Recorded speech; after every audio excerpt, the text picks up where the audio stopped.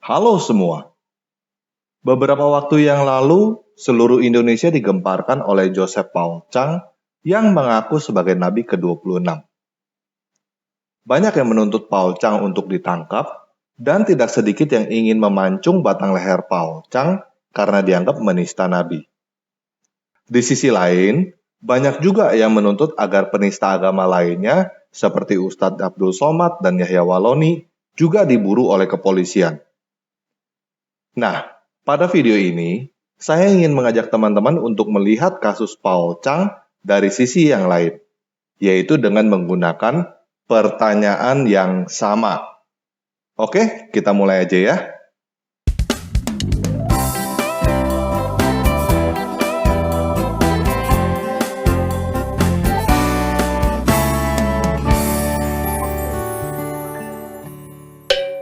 Nah, pertama saya ingin memulai dengan pertanyaan tutu mulu yang bisa dikatakan selalu dipertanyakan oleh Muslim. Di mana Yesus mengaku sebagai Tuhan dan minta untuk disembah?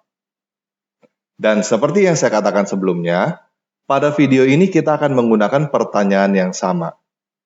Di mana Muhammad mengaku sebagai Nabi dan minta namanya disebut dalam kalimat syahadat yang kedua? Paham ya? Kita menggunakan pertanyaan yang sama.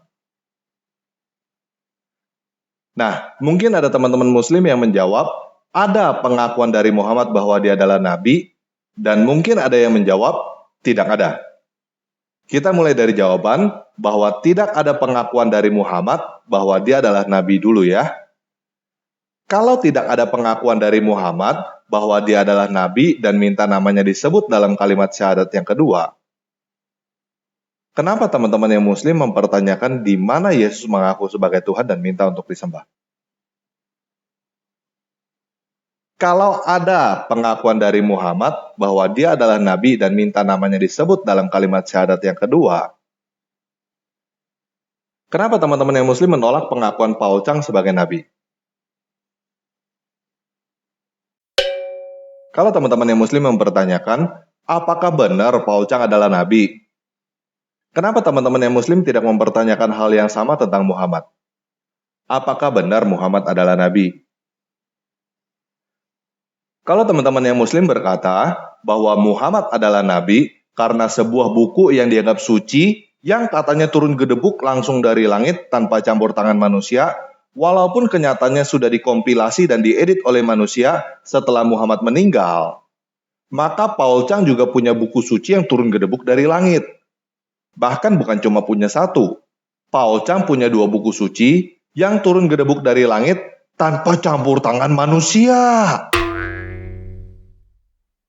Kalau teman-teman bertanya, kenapa saya berkata bahwa buku-buku Paul Chang itu tanpa campur tangan manusia? Coba teman-teman yang Muslim pertanyakan hal yang sama terhadap klaim Islam.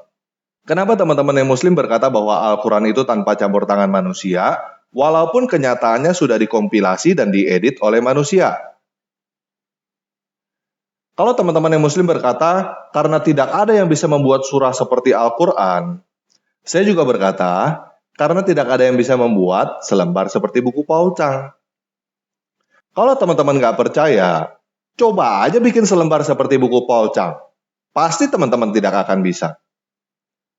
Kalau teman-teman berkata bahwa saya pasti tidak akan fair, walaupun ada yang bikin selembar mirip buku Paul Chang, pasti saya akan menjawab tidak mirip. Begitu juga dengan teman-teman yang Muslim, pasti tidak akan fair. Walaupun ada yang bikin mirip seperti Al-Quran, pasti teman-teman yang Muslim akan menjawab tidak mirip. Iya kan? Nah, jadi semua alasan yang teman-teman gunakan untuk berkata bahwa Paul Chang bukan Nabi adalah alasan yang seharusnya teman-teman gunakan untuk sadar bahwa Muhammad juga bukan Nabi. Dan semua alasan yang teman-teman gunakan untuk berkata bahwa Muhammad adalah Nabi adalah alasan yang bisa teman-teman gunakan untuk berkata bahwa Paul Chang juga adalah Nabi. Apalagi katanya Muhammad hijrah dari Mekah ke Madinah karena ditolak dan dipersekusi di Mekah. Paul Chang juga sama kan? Hijrah dari Indonesia ke luar negeri karena ditolak dan dipersekusi di Indonesia. Jadi kenapa teman-teman yang muslim menolak kenabian Paul Chang? Apakah teman-teman yang muslim mau menjadi seperti orang-orang kafir yang menolak kenabian Muhammad? Kalau teman-teman yang muslim mempertanyakan bukti bahwa Paul Chang menerima wahyu, kenapa teman-teman tidak mempertanyakan bukti bahwa Muhammad bertemu dengan Jibril? Nggak ada yang menjadi saksi bahwa Muhammad bertemu dengan Jibril selain pengakuan Muhammad sendiri kan? Muhammad dan Paul Chang sama-sama mengaku sebagai nabi, sama-sama punya buku suci, sama-sama kabur karena dipersekusi.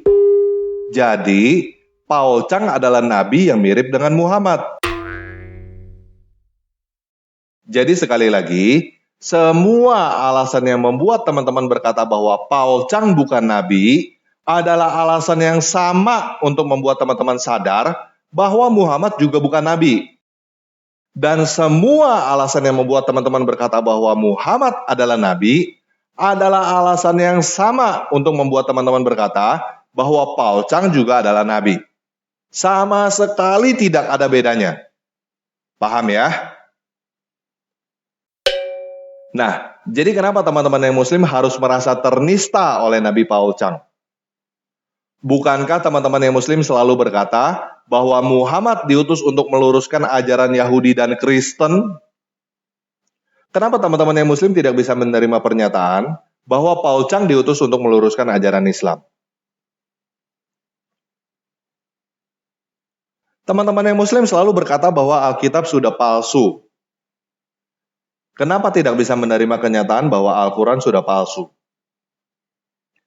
Kenapa teman-teman yang muslim begitu menjaga nabi dari Arab yang sudah meninggal 1400 tahun yang lalu, tetapi tidak menjaga nabi dari Indonesia yang masih hidup? Apakah teman-teman yang muslim tidak takut diazab masuk neraka karena menolak Nabi Paul Chang yang diutus kepada teman-teman? Katanya teman-teman yang muslim wajib mencintai dan membela nabi kan? Kenapa teman-teman tidak mencintai dan membela Nabi Paul Chang? Kalau teman-teman bisa berkata bahwa Nabi Muhammad itu dimaksum, tidak pernah berbuat salah, kalau berbuat salah maka dianggap tidak berbuat salah, kenapa tidak berkata hal yang sama tentang Nabi Paul Chang? Nabi Paul Chang itu dimaksum, tidak pernah berbuat salah. Kalau berbuat salah, maka dianggap tidak berbuat salah, karena Paul Chang adalah Nabi. Coba teman-teman pikir ya, Nabi Muhammad menyuruh umat muslim punya istri maksimal 4. Tetapi kenapa Muhammad sendiri punya istri lebih dari 4? Karena Muhammad adalah nabi. Nabi itu dimaksum, melanggar aturan nggak apa-apa, kan nabi. Begitu juga Paul Chang, dia itu nabi. Nabi itu dimaksum, melanggar aturan nggak apa-apa, kan nabi. Muhammad itu berakhlak mulia, walaupun kawinin anak di bawah usia, walaupun kawinin bekas bini anak angkat sendiri, teman-teman yang muslim harus tetap akal-akalin bagaimana caranya supaya Muhammad itu berakhlak mulia, walaupun harus membuang hati nurani dan membohongi diri sendiri. Menurut saya sih, orang yang tidak kawinin anak di bawah usia lebih berakhlak daripada orang yang kawinin anak di bawah usia. Dan orang yang tidak kawinin bekas bini anak angkat sendiri lebih berakhlak daripada orang yang kawinin bekas bini anak angkat sendiri.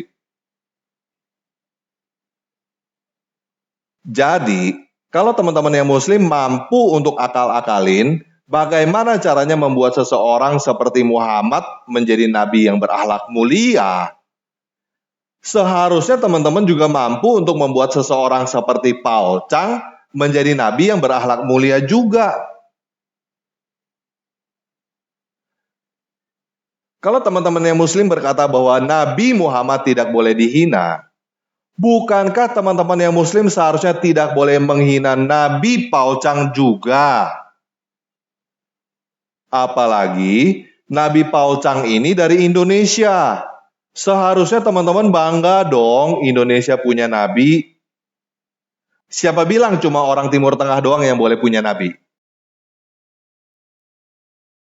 Lagi pula, daripada akal orang Indonesia cuma dipakai untuk muterin batu di Arab dan menghabiskan ratusan triliun tiap tahun, mending akalnya dipakai untuk berpikir bagaimana caranya orang Arab muterin Borobudur dan Indonesia mendapatkan uang ratusan triliun tiap tahun. Jadi, buat teman-teman yang Muslim, coba renungkan pertanyaan-pertanyaan ini ya. Apakah beragama itu untuk berbohong dan dibohongin? Apakah beriman itu artinya mempercayai kebohongan sebagai kebenaran? Apakah kamu punya keberanian untuk mengetahui bahwa segala yang kamu percayai selama ini hanya kebohongan?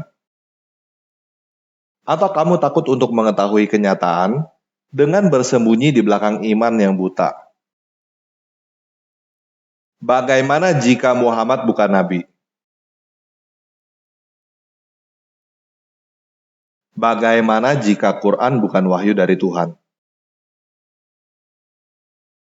Oke, sekian video kali ini. Yesus Kristus penguasa saya memberkati kamu.